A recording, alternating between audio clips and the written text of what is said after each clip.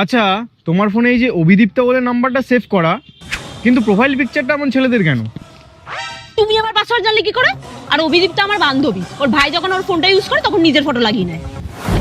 হ্যাঁ, আমি আগে থেকেই জানতাম তুমি এটা বলবে। অ্যাকচুয়ালি এটা অভিদীপ্তা নয়, অভিদীপ্ত।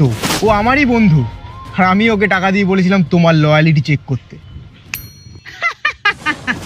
আমি জানতাম অভিদীপ্ত তোমার বন্ধু হয়, তাই আমি আগে দিয়েই ওকে পটিয়ে আমার বয়ফ্রেন্ড বানিয়ে রেখেছি। হ্যাঁ, আমিও জানতাম তুমি ওকে আগে থেকেই পটিয়ে রেখেছো, তাই আমি ওর গার্লফ্রেন্ডকে আগে থেকে পটিয়ে রেখেছি।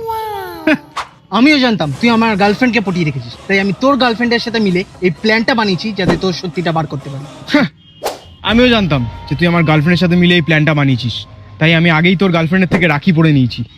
ছি, তুমি আমাকে এরকম ভাবতে পারলে? Baby sorry, baby sorry.